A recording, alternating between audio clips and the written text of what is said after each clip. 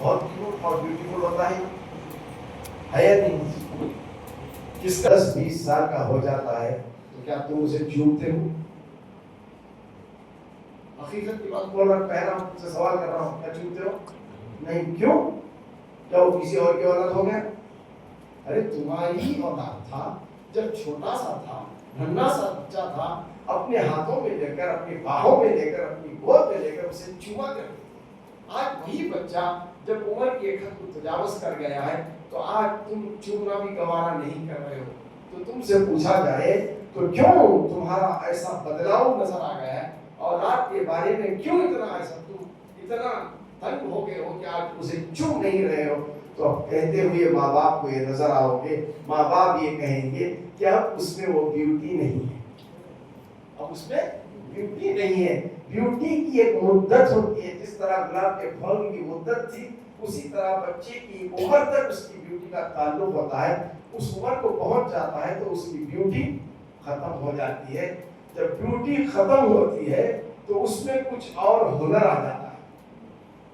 Beauty جہاں ختم ہوتی ہے ہنر آتا ہے، اس ہنر سے وہ تعلیم یافتہ ہو کر کوئی ڈاکٹر بنتا ہے تو کوئی انجینئر بنتا ہے، کوئی پروفیسر بنتا ہے، کوئی لائر بنتا ہے، کوئی بزنس مین بنتا ہے، کوئی نہ ہر کسی نہ کوئی شعبے کا ایک ماہر بنتا ہے۔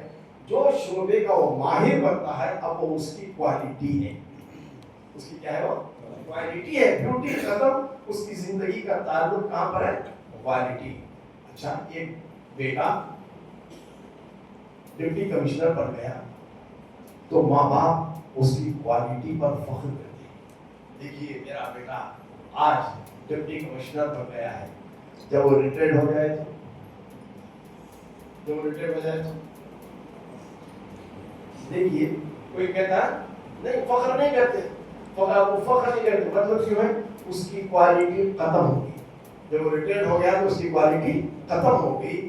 اب جتنی مدت تک اللہ تعالیٰ اسے دنیا میں رکھنا چاہتا ہے اور رکھتا ہے، اور ایک وقت آتا ہے وہ اس دنیا کو الوداع کہہ کر قبر کے عالم میں پہنچ جاتا ہے۔ تو آیت قرآن یہاں کہہ رہی ہے منہا خلقناکم وفیہا نعیدکم ومنہا نخرجکم تارۃ اخری۔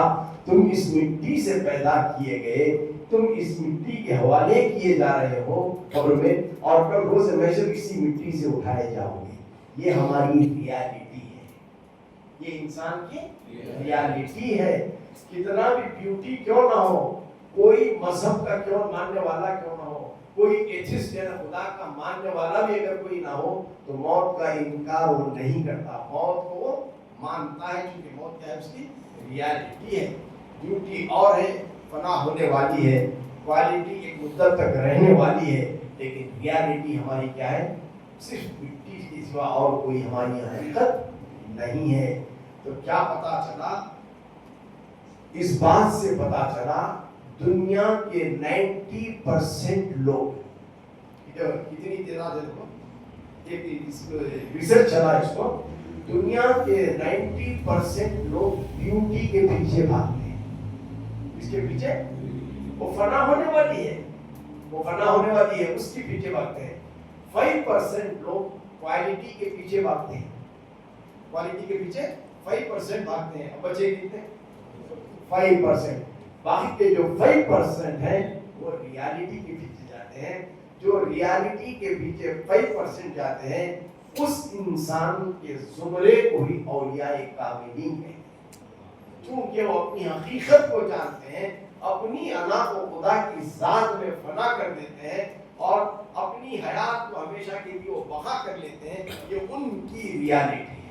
آج ہم کہتے ہیں وہ بھی ہمارے سر کے انسان، ایک ولی بھی ہمارے سر کا انسان، یہ 2 ہاتھ 2 پیر 2 کان۔ ارے یہ ولی کی حقیقت کو تم نہیں جا سکتے تو پھر نبی کے برابری کو کون کیسے انتظام کر سکتا ہے؟ تو لہٰذا ہر ایک حدیں ہیں، کوئی بیوٹی میں مر جاتا ہے، انتقال کر جاتا ہے، کوئی کوالٹی میں انتقال کر جاتا ہے، لیکن خوش نصیب اللہ کا فضل جن پر ہوتا ہے، ھذا من فضل ربی۔ یہ وہی جماعت ہے، ان کو کیا کہتے ہیں؟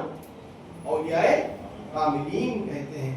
تو یہ اولیاء کاملین کا زمرہ جو ہے ان اولیاء میں کوئی غوث ہے تو کوئی قطب ہے تو کوئی ابدال ہے، کوئی اوتاد ہے، کوئی افتاد ہے، نہ جانے اور کون سے منصب پر سرفراز ہے۔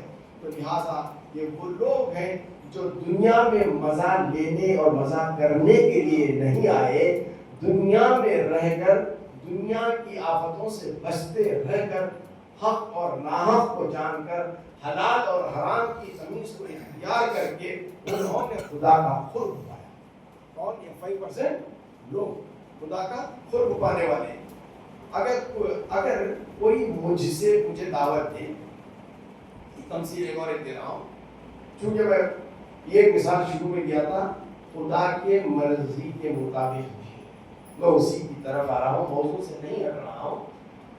اگر کوئی میری دعوت کرے، مجھے دعوت دے اور ہما قسم کے پکوان پکا دے، 10-20 قسم کے میٹھے پکا دے، مجھے میں اگر دعوت کو چلا گیا تو میں میری مثال دے رہا ہوں، آج کل کو جو میرا مزاج ہے کھانے کا، میٹھے آئے تو میں خالی زیارت کرتا ہوں، چاہتا تو نہیں ہوں، اور چکنائی غذائیں آ گئی تو اس سے بھی پرہیز کر لیتا ہوں۔ صبح اور شام میری روٹی اور ترکاری شامل ہے، الحمدللہ وہ گھر پہ رہے تو بھی مل جا رہی ہے، اور سرزمین صراع پر بھی آؤں تو مل رہی ہے، اس کا لاکھ شکر ہے۔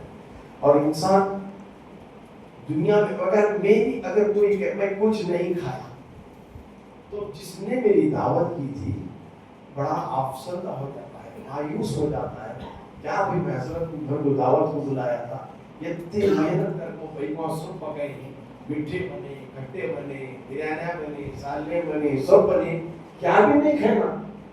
تو مجھ سے بھلے نہیں پوچھتا ہے کیا حضرت کیا تو بد مزہ تھا کیا کھانا؟ تو میں کہتا ہوں نہیں، بد مزہ نہیں تھا، اللہ کی کسی نعمت پر شکرانے نعمت بنو، اس کی نعمت کی کچھ مت، اس کی بے ادبی ہو جاتی ہے۔ اگر مل جائے جیسا ملے الحمدللہ کہہ کر کھا لو، بسم اللہ کہہ کر کھا لو۔ لیکن اس نے میں کہتا نہیں، تیری پکوان بڑی شاندار تھی، تیری دعوت بڑی عالی شان تھی، بہت محنت اور مشقت سے راتوں کو جاگ کر گھر کی عورتیں بچیاں نے سب مل کر یہ بنایا ہے، ان کی محنت کا پسینہ وہ سارا نظر آ رہا ہے، لیکن کیا کروں، میں میری پرہیز سے مجبور ہوں، میں میری پرہیز سے مجبور ہوں۔ ارے بتاؤ حضرت تمہیں کھاتے کیا تھے؟ کھاتے کیا تھے؟ میں کیا کھانا چاہتا تھا، اس کے طریقے دو ہیں، اس کے طریقے دو ہیں۔ تو دعوت دینے والے کو پہلے مجھ سے مل کر پوچھ لینا چاہیے تھا حضرت تمہاری پسند کیا ہے، تمہاری پسند کیا ہے، تو میں بتا دیتا کہ میری پسند فلاں ہونا ہے۔ اگر مجھ سے ملنے کا اتراتے ہیں ڈائریکٹ، تو اس انسان سے ملنا جو میری پسند کو جانتا ہے، جو میری پسند کو جانتا ہے، اگر وہ پسند والی چیز مل جائے تو شوق سے اس کو کھا لیا جاتا ہے، یہ ایک روٹی کی جگہ 2 روٹی کھا لی جاتی ہے۔ اب اللہ کی پسند کیا ہے؟ اب اللہ کی پسند کیا ہے؟ اللہ نے اپنا فون نمبر ہمیں نہیں دیا ہے، اپنا کانٹیکٹ نمبر نہیں دیا ہے، ڈائریکٹ کا معاملہ ہمارے پاس ہے ہی نہیں۔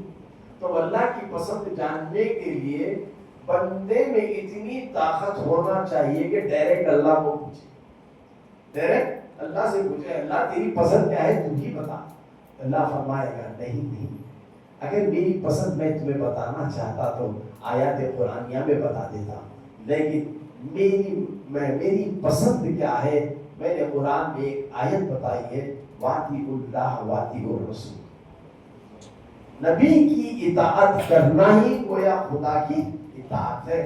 نبی میری قربت میں ہے، معراج کے جلووں میں میرے قریب آ کر میری پسند اور ناپسند کو انہوں نے دیکھا ہے، میں کن چیزوں سے راضی ہو جاتا ہوں میرے نبی کو معلوم ہے، میں کن چیزوں سے خفا ہو جاتا ہوں یہ بھی نبی کو پتا ہے۔ میری رضامندی اور ناخوشی کو جاننا چاہتے ہو تو اب نبی کی رضامندی حاصل کرو۔ اللہ نبی فرماتے ہیں تمہاری نبی کی رضا، خدا کی رضا اس میں ہے کہ بندہ 5 وقتہ نماز پڑھے، خدا کی رضا اس میں ہے کہ ماہ رمضان آئے، ہیلے بہانے چھوڑے اور رب کی رضا کے لیے روزہ رکھے۔ ارے کیسی حسین عبادت ہے جس کا بدلہ میں خود ہی کہہ رہا ہے۔ تو رب کی رضا کیا ہے؟ قرآن کی تلاوت ہے. رب کی رضا کیا ہے؟ ذکر و اذکار ہے. رب کی رضا کیا ہے؟ اپنے نبی پر کثرت سے درود پڑھنا ہے. رب کی رضا کیا ہے؟ دین کی باتوں کو پھیلانا ہے. تو یہ سب رب کو راضی کرنے والی کیا چیزیں؟ اللہ کی رضا سب سے بڑی نعمت ہے. اس آیت کو میں نے لیا. اب اللہ کی ناپسندیدہ چیزیں کیا ہے؟ نمازوں کو ترک کرنا اور روزوں سے دور رہنا.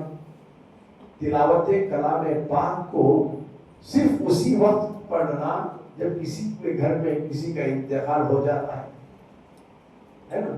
مثال یہاں پر دیکھو, آج قرآن خوانی کی تلاوت رکھے تھے خانقاہ میں, کتنے خوش نصیب تھے تلاوت قرآن خوانی سے جو محسوس ہوئے. تو خدا کی رضامندی کیا تھی وہ تو نے کی. اور جنہیں پڑھنا نہیں آتا کم از کم ذکر و اذکار کرتے بیٹھتے, کچھ درود شریف پڑھتے بیٹھتے. خدا کو راضی کرنے والے کاموں کو کرو تاکہ خدا ہم سے راضی ہو جائے. شراب اگر کوئی پیتا ہے تو خدا اس سے ناخوش ہوتا ہے, یہ ناپسندیدہ چیز ہے.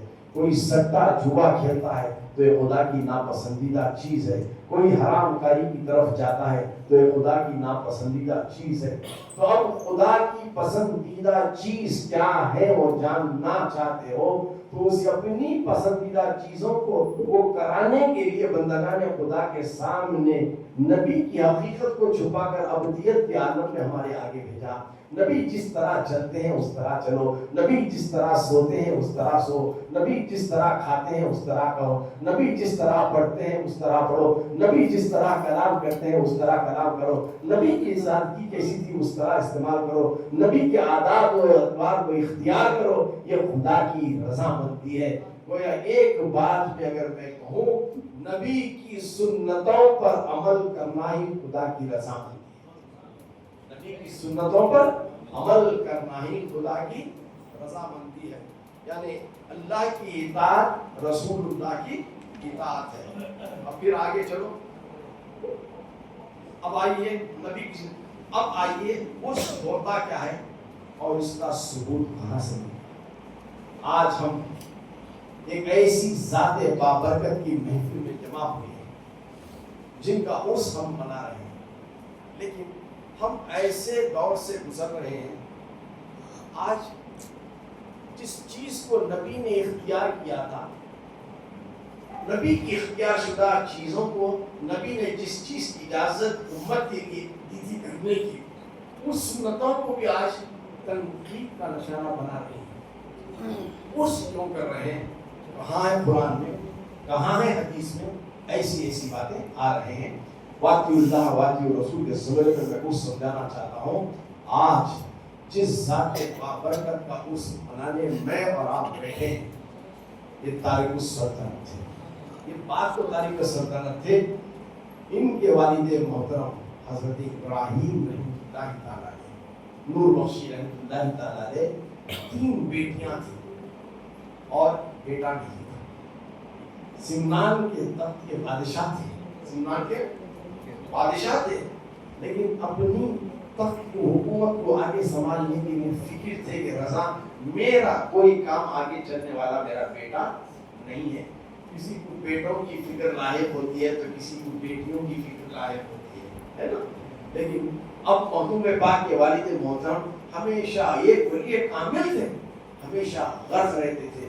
نہ جان کی کتنی مرتبہ کعبے کا طواف کیے, جس طرح حضرت زکریا علیہ السلام نے کعبے کا طواف کرتے رہے, خدا سے دعائیں مانگتے رہے, حتیٰ کہ قبولیت کا وہ مقام آ گیا جہاں پر خدا کی ایک بندی بیٹھ کر عبادت کرتی تھی, زکریا المحراب. اس جگہ کی عظمت کے صدقے میں جب دعا مانگی تو پھر کرم ایسا ہوا کہ اللہ تعالیٰ نے ایک سعادت مند بیٹا انہیں عطا فرمایا. اسی طرح اسی وقت وہ فکر میں تھے, ہر علماء کا, ہر اولیاء کا, ہر مصوبوں کا بہت احترام کرتے تھے. سب سے التجا کرتے تھے کہ مجھے اولاد ایک بیٹے کے لیے دعا کریں. لیکن ایک دن رات سوئے ہوئے ہیں, کیا خوش قسمت والی رات تھی وہ حضرت ابراہیم رحمۃ اللہ تعالیٰ علیہ کی. رات میں خواب میں سرکار دو عالم صلی اللہ علیہ وسلم تشریف لاتے ہیں, فرماتے ہیں اے ابراہیم میں تمہیں خوشخبری دیتا ہوں, تمہیں 2 بیٹے ہوں گے, تمہیں 2 بیٹے ہوں گے. ایک کا نام اشرف رکھنا، دوسرے کا نام عارف رکھنا۔ ایک کا نام اشرف رکھنا، دوسرے کا نام عارف رکھنا۔ تو نام اشرف کس کا دیا ہوا ہے؟ ارے ساری دنیا کا ساری کائنات مل کر بھی مٹا لے تو یہ نام مٹا ہی نہیں سکتے۔ تو نام اشرف دیا ہوا ہے سرکار دو عالم صلی اللہ تعالی علیہ وسلم کا۔ پھر فرماتے ہیں سرکار حضرت خواب میں، اے ابراہیم جو بیٹا اشرف ہے اس کی پرورش بہت اچھی طرح سے کرنا، یہ میرے دین کا بہت بڑا اثاثہ ہوگا، آگے چل کر بہت بڑا اثاثہ ہوگا۔ ابھی دنیا میں آئے بھی نہیں، آنے کی بشارت ہے۔ سرکار جب صبح اٹھتے ہیں نماز فجر سے وظائف سے جب بیٹھتے ہیں اسی مسلح پر بیٹھے ہیں تو اپنے محل میں اس وقت ایک مجذوب انہی کے ہم نامی حضرت ابراہیم، یہ جو مجذوب تھے وہ گھر میں داخل ہوتے ہیں اور یہ بھی بشارت دیتے ہیں، اے ابراہیم بادشاہ تمہیں دو بیٹے عطا ہوں، ایک اشرف ہوگا ایک عارف ہوگا۔ تو وہ یہ سمجھ گئے، رات میں سردار کائنات نے بشارت دی تھی، آج ہمارے گاؤں کی ایک مجذوب شخصیت نے بھی اس کی بشارت دے رہی ہے۔ اور ہندوستان کے راجا، اور آگے چل کر میں بتاؤں تو ہندوستان کے راجا میرے اور آپ کے خواجہ، ہندوستان کے راجا ہم سب کے خواجہ فرما رہے ہیں، میرے سلسلے میں ابھی آئے، میرے سلسلے میں ایک ایسا خدا کا برگزیدہ بندہ آئے گا جس کا نام اشرف ہوگا، جس کا نام اشرف ہوگا، اور میرے سلسلے چشتیہ کو اس سے ساری دنیا میں تحویت پہنچے، میرے سلسلے کی پہچان وہ ساری دنیا میں بن جائے گا۔ وقت آیا، انتظار کیے، خواجہ قطب الدین بختیار کاکی کا زمانہ گزر گیا لیکن اشرف کی آمد نہیں ہوئی۔ بابا فرید الدین گنج شکر اجودھنی پاک پٹنی کا زمانہ آیا، آمد اشرف نہیں ہوئی۔ سرکار کلیری کا سامنے پاک کلیری کی آمد ہوئی، اشرف کی آمد کا زمانہ ابھی نہیں آیا۔ جب سرکار نظام الدین محبوب الہی اس دنیا میں آئے، دہلی کی سرزمین پر رہے، اپنے آخری دن میں انہوں نے یہ فرمایا، ہمارے سلسلے میں ایک سید زادہ آئے گا جس کا نام اشرف ہوگا، میرے بعد ہندوستان میں آنے والا ایک عظیم سید زادہ ہوگا جس کا نام اشرف ہوگا۔ اللہ تعالیٰ نے اس اشرف کے ہاتھوں ہندوستان کی ولایت کے سارے خزانوں کی کنجیوں کو دے دیا۔ کون فرما رہے ہیں؟ سرکار محبوب الہی نظام الدین اولیاء محبوب الہی فرما رہے ہیں، میرے جانے کے بعد سید اشرف ہندوستان میں آئے گا اور ہندوستان کو اس کی ولایت جگمگاتی رہے گی۔ یہی نہیں کہا، بشارت یہ بھی دی کہ وقت وہ بھی آئے گا، وہ وقت کا غوث بھی بنے گا۔ اب ان کے خلیفہ سرکار نصیر الدین چراغ دہلوی رحمۃ اللہ تعالیٰ علیہ، لیکن ان کا بھی سارا بندہ نواز سرکار کے زمانے میں سرکار سید مخدوم اشرف جہانگیر سمنانی اور سمنانی نور بخش نورانی ہندوستان تشریف لائے، اور دیکھو کتنی بلندیوں کے مالک کہلائے۔ جو بچپن سے جب سے انہوں نے ہوش سنبھالا، اپنی والد کی صحبت میں رہ کر تربیت حاصل کی۔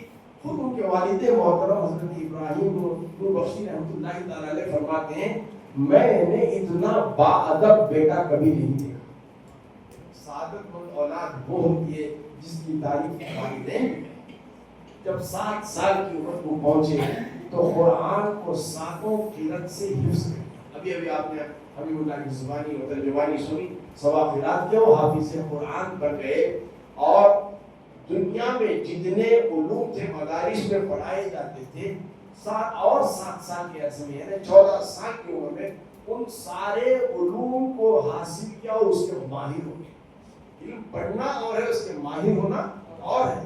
14 سال کی عمر میں اللہ تعالیٰ کی عطا سے وہ سارے علوم کے، چاہے وہ تفسیر ہو، چاہے وہ ترجمہ قرآن ہو، حدیث ہو، جو منطق ہو، جو بھی ہو، لیکن سب سے پہلے فارسی میں قرآن کا ترجمہ کرنے والی ذات مخدوم پاک، فارسی میں قرآن شریف کا ترجمہ کرنے والی ذات مخدوم پاک ہے۔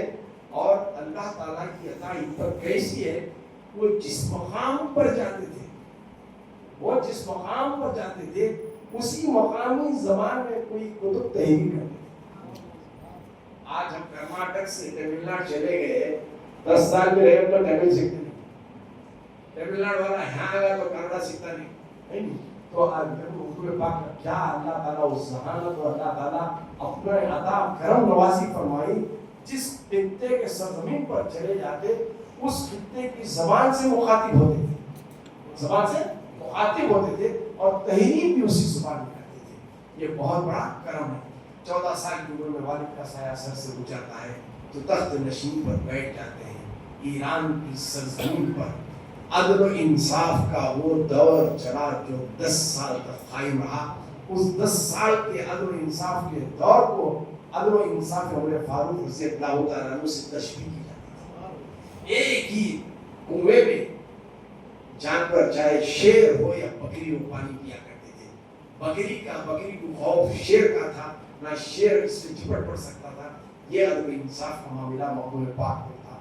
لیکن اسی اسنا میں حضرت خضر علیہ السلام کی بشارتیں ہوتی رہی، اے سیدزادے، اے اشرف، تمہیں دنیا کے لیے نہیں بھیجا گیا، دنیا کے لیے نہیں پیدا کیا گیا، تم دین مصطفیٰ صلی اللہ تعالیٰ علیہ وسلم کی بہت بڑی امانت ہو، تم تخت و تاج کو ٹھکراؤ، تم تخت و تاج کو ٹھکراؤ اور جانب ہند بنگال کی سرزمین پر چلو، تمہارے مرشد تمہارا انتظار کر رہے ہیں۔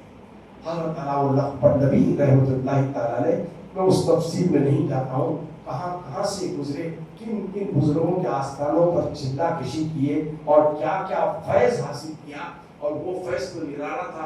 حضرت دادا گنج بخش لاہوری رحمۃ اللہ تعالیٰ علیہ کی بارگاہ میں جب چلا کشی کو بیٹھے تھے تو فرمائے جو خواجگان نے چشت کو وہاں پر فیوز برکات حاصل ہوئے وہ مقام ہی نہیں حاصل ہوا۔ تو الغرض یہ جنگل میں جب چلا کشی کے لیے بیٹھے تھے، چلے میں بات نہیں ہوا کرتی ہے، یہ خون خار شیر ببر سامنے دہاڑتا ہوا ہے، ہم نے پوچھا آیا تو بھاگ جاتے ہے نا، لیکن مقدوم پاک نے اپنی چلا کشی میں اپنی عبادت ریاست میں بیٹھے ہوئے، خوف نہیں ہے۔ کیوں خوف نہیں ہے؟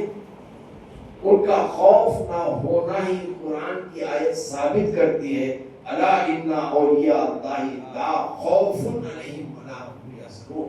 یہ اللہ کے برگزیدہ ایسے بندے ہیں، نہ انہیں کسی بات کا ڈر ہے نہ کسی بات کا خوف، نہ یہ غم زدہ ہوتے ہیں۔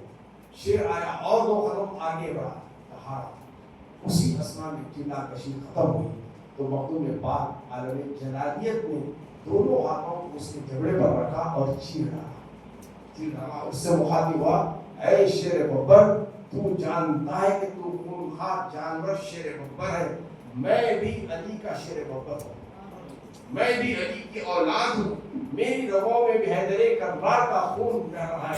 ارے وہ حیدر کرار کا ہاتھ جب پہنچا تھا خیبر کے قلعے کے دروازے پر تو خیبر کے دروازے کو اکھاڑ کر پھینک دیا تھا، وہی طاقت آج میرے بازوؤں میں بھی ہے۔ میں اس مخدوم، میں سیدزادہ ہوں اور علی کا لائلہ، انہی کی اولاد ہوں۔ علی کا جہاں علی اور علی کے لالوں کو ہرا نہیں سکے، قیامت تک مٹ گئے مٹانے والے، لیکن ان کی اولاد کا آج بھی تذکرہ باقی ہے اور قیامت تک باقی رہے گا۔ تو لہٰذا چلا کشی کر پھر آگے بڑھتے گیا تاکہ اپنے مرشد کی بارگاہ میں آپ پہنچے۔ کہاں ہے؟ کون بزرگ؟ حضرت علاؤ پنڈوی رحمۃ اللہ تعالیٰ علیہ۔ اور اس سے پہلے جب چلتے گئے تو بہار کی سرزمین پر یہ خطب تھے، تو ان کا خلیف تخت وصال آ گیا، تو انہوں نے وصیت کی، میں چند ساعتوں کا مہمان ہوں، جب میرا انتقال ہو جائے تو مجھے نہلانا، کفنانا، جنازہ میرا تیار رکھنا، لیکن کوشش کوئی نماز جنازہ پڑھانے کی نہ کرنا۔ ایک سید زادہ آئے گا، وہ میری نماز جنازہ پڑھانا۔ اپنے پیر مرشد کے حکم کے مطابق نہلایا گیا، کفنایا گیا، جنازہ تیار ہو گیا، سب منتظر ہیں کون ہے سید زادہ آنے والا۔ چاروں طرف رک کر رہے، کسی کے آنے کی کوئی خبر نہیں موصول ہو رہی. کافی دیر کے بعد دور دراز سے پھول و غبار کا گرد اڑتا ہوا نظر آیا.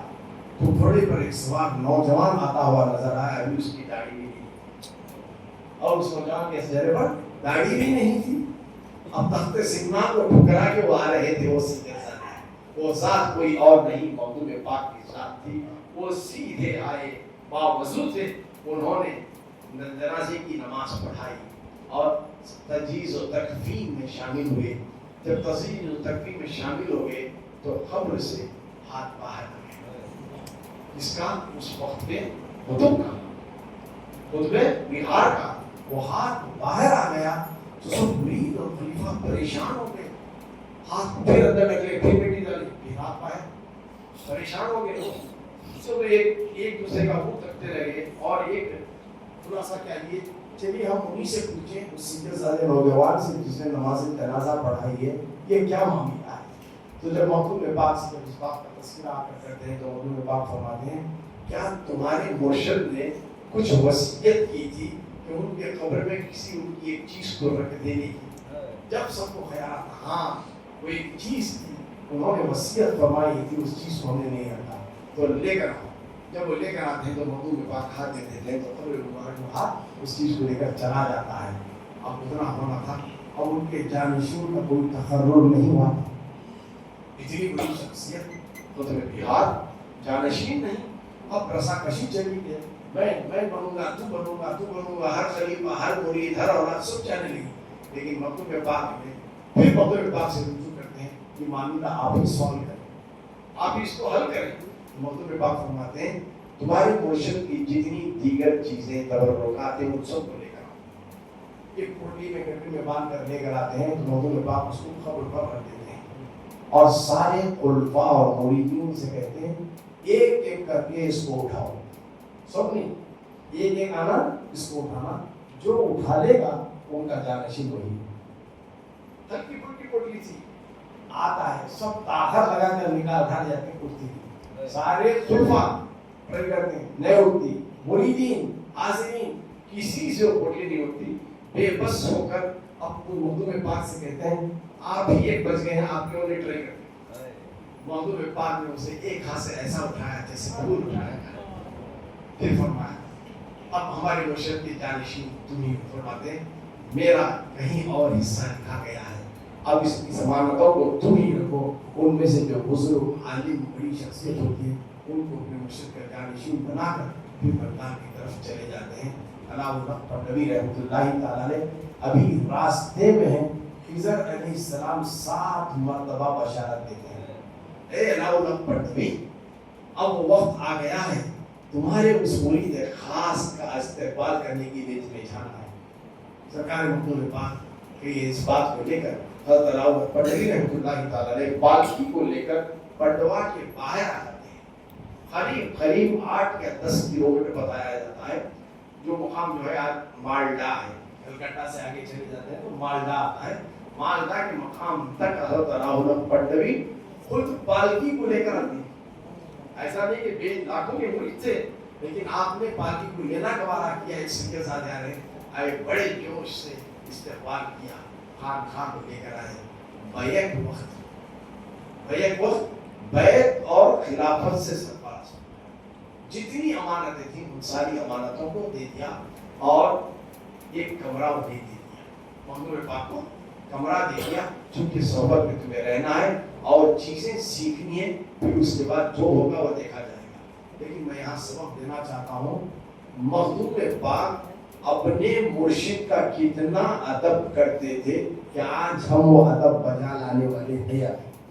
دیکھیں چونکہ اتنا ہی نہیں، محمود پاک فرماتے ہیں میں نے اپنے مرشد کی بارگاہ میں جس طرح کا ادب کیا اسی ادب کے وجہ سے مجھے ایک بلند مقام حاصل ہوا. یہ بلند مقام حاصل ہوا. وہ کیا ادب تھا؟ سب سے پہلا ادب کبھی اپنے مرشد کے کمرے کی طرف پیر کر کے نہیں سوتے. حالانکہ وہ جانب قبلہ نہیں تھا، قبلے سے ہٹ کر دوسری جانب تھا، لیکن کبھی اپنے پیروں کو مرشد کی کمرے تک نہیں کیا. اور جب مرشد سے ملنا ہوتا تو جب تک مرشد آواز نہیں دیتے ان کی حجرے تک نہیں جاتے. یہ بزرگوں کا معمول ہے. آدمی کو جہاں رکھتے ہیں انہیں یہ ادب سکھایا جاتا ہے کہ جب تک آواز کسی نہ جائے تو وہاں پر آیا نہ جائے جہاں پر وہ رہتے ہیں. آج ہمارے مریدین میں وہ حال نہیں ہے. کھانا پروسی کے لیے آ کے کھڑ جاتے ہیں, کیا ہوئے گی بات کیا نہیں کی, کس کے کھانا پکانا کی, کس کے اطلاع میں وسوسے ڈالنا کی, کیا نہیں. لیکن مخدوم پاک کو جب اپنے مرشد آواز دیتے تو با وضو ہو کر, با ادب ہو کر سامنے آ کر, جب تک اجازت مرشد نہیں دیتے آگے نہیں آیا کرتے تھے. مخدوم پاک خود فرماتے ہیں کہ اس ادب کے وجہ سے ہی میرے مرشد کی نہایت انتہائی کرم مجھ پر. اور جتنی دیر وہاں رہنا رہا پھر اس کے بعد سرزمین کچوچا کی طرف جانے کا اجازت موقع ملا تو بہت اصرار کیا, نہیں مجھے زندگی آپ کے قدموں میں ہی رہنا چاہیے.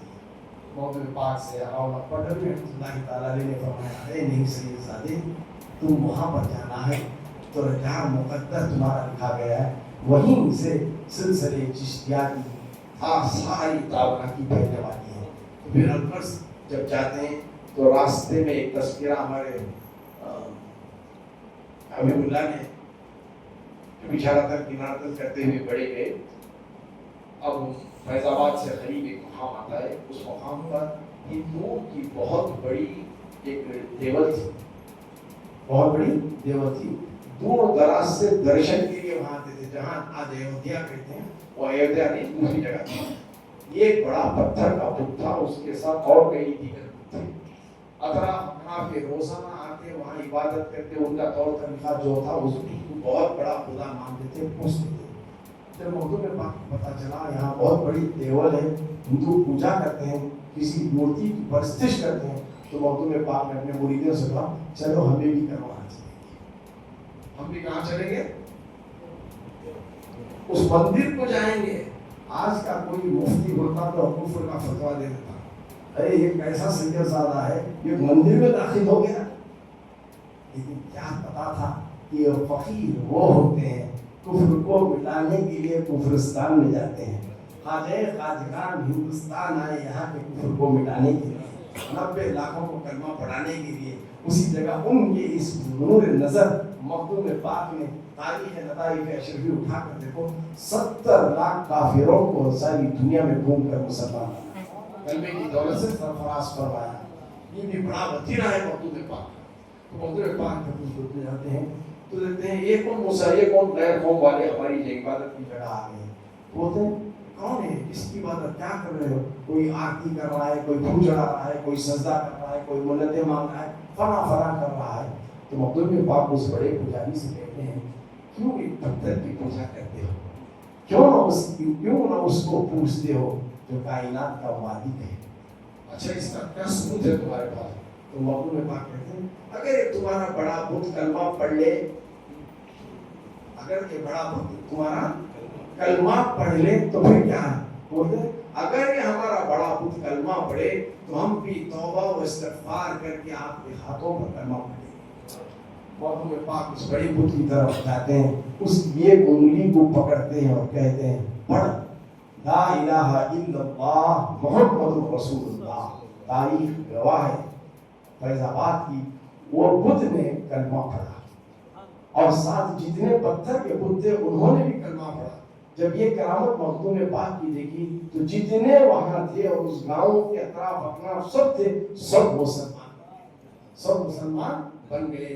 اسی لیے مخدوم پاک کو کہتے ہیں پرتو عیسیٰ علیہ السلام. عیسیٰ روح اللہ تھے, ایک پتھر میں روح ڈال دی اور اسے کلمہ پڑھا دیا. کون سی تعجب کی بات ہے, ان کے جد اعلیٰ نانا نے کمپنیوں سے کلمہ پڑھایا تھا تو نانا کا نور و خون اسی رگوں میں جب چمکتا ہے تو پتھر تو کیا کسی شے سے بھی وہ کلمہ پڑھاتے ہیں.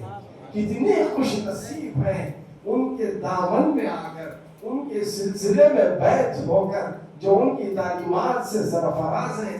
کتنے خوش نصیب ہیں. مخدوم پاک فرماتے ہیں میرے ساتھ جو نسبت جوڑ لے گا کل میدان محشر میں میرے جھنڈے کے تلے ہی اسے اٹھایا جائے گا, اور وہ میں جہاں جہاں جاؤں گا میں ان تمام کو لے کر چلوں گا. تو نسبت کو خبی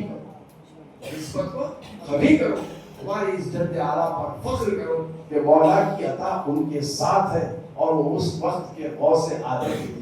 जब सरजमीन हिंदुस्तान बारगाह बंदा नवाज रहमतुल्लाह तआला अलैह की खानकाह में पहुंचे, जहां आज आस्थान बंदा नवाज रहमतुल्लाह तआला अलैह जहां पर रुकाया गया था, उसी की दरो दीवार से ये खिताब हासिल हुआ गौसुल आलम। मखदूम पाक को गौसुल आलम का खिताब सरजमीन दक्कन से था। इसलिए हम दक्कन वाले भी फख्र करते हैं कि दक्कन से अल्लाह ताला ने इस खिताब को इस चीज से इन्हें नवाजा। और बहुत सारी चीजें कहने के लिए अगर मैं कहता चला जाऊं तो आज टॉपिक अरबी के करामतों का हम लोग अक्सर तस्करा करते हैं, आज मैं उससे हटकर उस चीज़ों को बयान करना चाहता था। पत्थर का तो आपने सुन लिया, बुद्ध का, उसी तरह एक पत्थर की मूर्ति थी, वो वाक़या शायद आप रखें भूले या पता नहीं, ये एक अफगानी मूर्ति थे, अफगानी, उनका नाम ही अफगानी पुकारते थे मखदूम पाक। जब वे काफिले को लेकर गुजर रहे थे तो अफगानी भी बहुत खिदमत गुजार थे, तो ये काफिला पड़ाव किया था, उससे आगे बढ़ गए तो अफगानी नजर नहीं है। मखदूम पाक ने दीगर रहबार से पूछा अफगानी कहाँ है? सब खामोश बैठे हैं। मखदूम पाक की जलालत का आलम था कि कोई कह नहीं पा रहा था कि कहाँ है अफगानी। बहुत कहने पर मखदूम पाक की जलाल होने के बाद कुछ अहबाब ने मुंह खोला। हुजूर जब वहां से आ रहे थे, एक संगमरमर की हसीन मूर्ति थी, संगमरमर की हसीन मूर्ति थी, उस हसीन मूर्ति पर फिदा होकर अफगानी वहीं बैठ गए। अफगानी वहीं बैठ गए, बोलते हैं जाओ अफगानी को पकड़ कर लेकर आओ। अब अफगानी को जाकर झिझोड़ते हैं। मुर्शिद ने बुलाया, अल्लाह अकबर, मैं किस तरह गफलत में खो गया था, दुनिया की रंगत में चला गया था, मेरे पीर ने बुलाया है। लरसते हुए लड़खड़ाते कदमों में मुर्शिद की बारगाह में आते हैं तो मुर्शिद शफकत से मुस्कुराते हैं। डर रहे थे कि कहीं जलाल से डांट न दे, लेकिन मुर्शिद शफकत फरमाते हैं और फरमाते हैं अफगानी क्या वो मूर्ति तुम्हें उतनी पसंद थी? उसकी खूबसूरती पर मैं फिदा हो गया। ऐसा चलो, मेरे नाना जान भी वो हैं जिन्होंने चांद को दो टुकड़े किया, डूबे हुए सूरज को उठाया, जिंदगियों से कलमा पढ़ाया, दरख्तों से सजदा पढ़ाया, उंगलियों से चश्मे बहाए, तो उन्हीं की अता से मैं इजाजत देता हूँ कि जाओ उस मूर्ति से कहो अफगानी कि तुम्हें मखदूम पाक ने बुलाया है। मखदूम पाक ने साथ रहने वाले हैरान परेशान, मखदूम पाक किससे कहवा रहे हैं? अफगानी चाहे पत्थर से कहे, पत्थर से कहे। ये तो पत्थर के बुतों का मामला देख चुके थे, लेकिन यकीन था इस मुर्शिद कामिल पर, उनकी फकीर पर नाज करते थे रहने वाले। अफगानी गए, एक बार कहा मूर्ति कैसी की वैसी, दो बार कहा मूर्ति कैसी की वैसी, तीसरी बार कहा तो अल्लाह ताला ने उस मूर्ति में रूह डाली, हरकत की, और उस मूर्ति नजाकत के साथ अताई लिबास खुदा की तरफ से अता हुआ उस लिबास को पहनकर मखदूम पाक की बारगाह में आती है और मखदूम पाक ने अफगानी का निकाह उस मूर्ति से कलमा पढ़ा कर पढ़ा।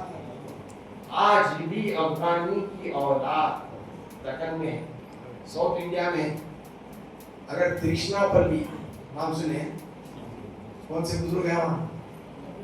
हज़रत तबले आलम बादशाह रहमतुल्लाह तआला अलैह, तबले आलम बादशाह रहमतुल्लाह तआला अलैह की बारगाह में आज भी अफगानी के वो औलाद हैं जिनका अंगूठा, जिनका एक नाखून, चाहे वो उंगली का हो या पैर का नाखून का हो, पत्थर का है।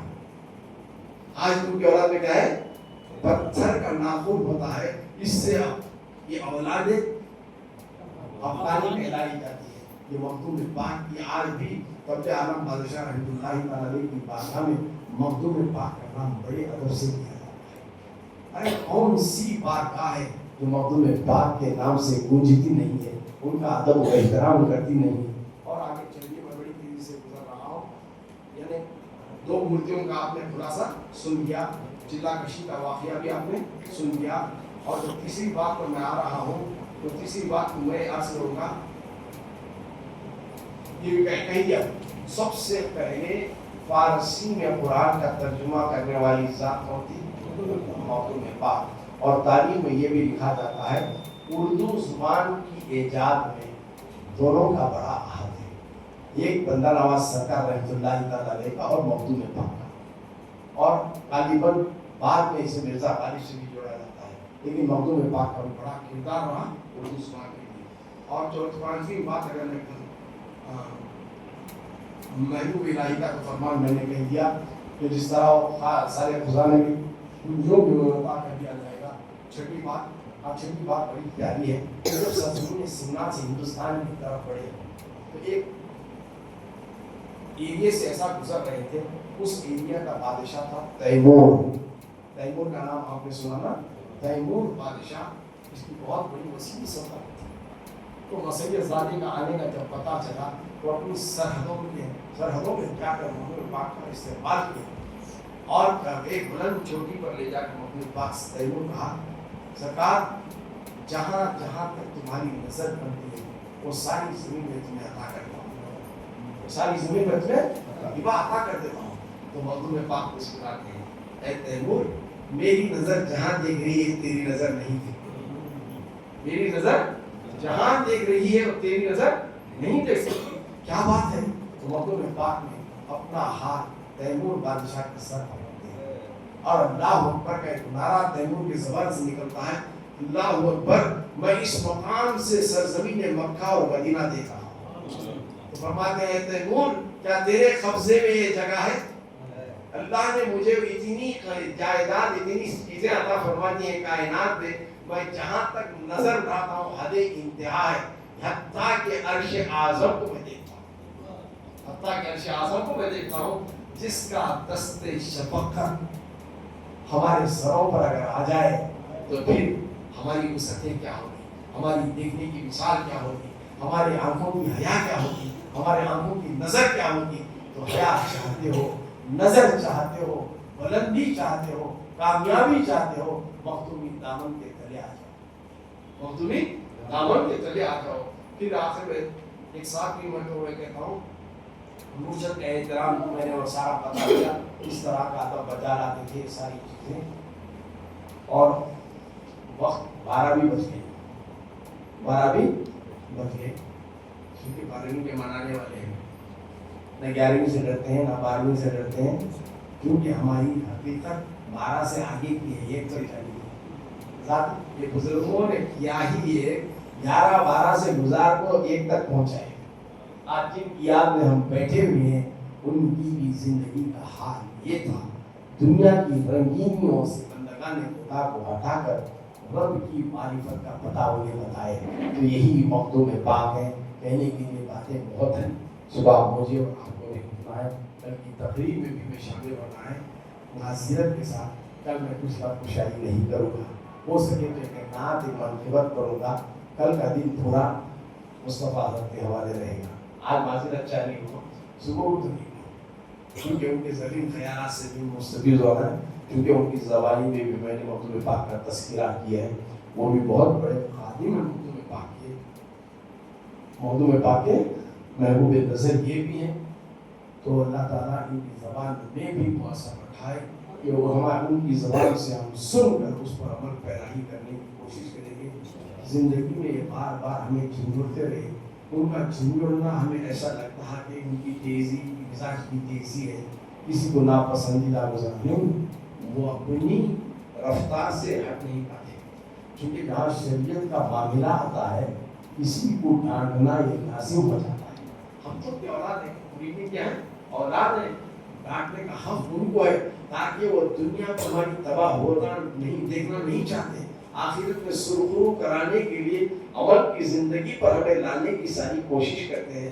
ان کے پیر و مرشد نے انہیں وہ مقام پر رکھا ہے تو ان کا بھی مقام ہے۔ تو اللہ تعالیٰ کے فضل و کرم سے کل صبح بھی وقت مقررہ پر آ جائیے، ان کے زرین خیالات سے ہمیں مستفیض ہونا ہے، اور کل صبح قرآن خوانی نہیں رہے گی، حضرت کی تقریر کے بعد جتنا وقفہ ہمیں رہے گا ذکر اس کا ذکر محفل کو صبح سجائیں گے، اور تقریباً 1:15 کے اندر ساری کاروائی کو ختم کریں گے۔ ایسا سمجھیے کہ ذکر 12:45 تک بھی ہمارا ختم ہو گیا تو 12:45 سے شجرے کی تلاوت ہوگی، دعا ہوگی، سب کے حق میں صلاۃ و سلام ہوگا، اس کے بعد فوراً لنگر اشرفی ہوگا۔ تو لہٰذا وقت کا لحاظ کرو، مصروفیات کو بالائے طاقت رکھو۔ ارے جو ذات سمنا کا تخت چھوڑ کے ہماری رہنمائی کے لیے ہندوستان آئے، تو کیا ہم ہمارے گھروں سے 4 قدم چل کر انہی کی چشتیہ خانقاہ تک نہیں پہنچتے تو پھر ہم کیا منہ انہوں نے دکھائے، کس طرح کیا چیزیں حاصل کرنے کے لیے ان کی بارگاہ میں کر میں جائیں، کیا منہ لے کر ہم جائیں گے؟ ہم پہلے اپنے آپ کو سدھاریں۔ میں اللہ تعالیٰ سے دعا کرتا ہوں اللہ تعالیٰ مجھے اور آپ کو مخدومی فیضان سے مالا مال فرمائے اور بتائی ہوئی ناصحانہ باتوں پر مجھے اور عمل کرنے کی توفیق رفیق عطا فرمائے۔ وما علینا الا البلاغ۔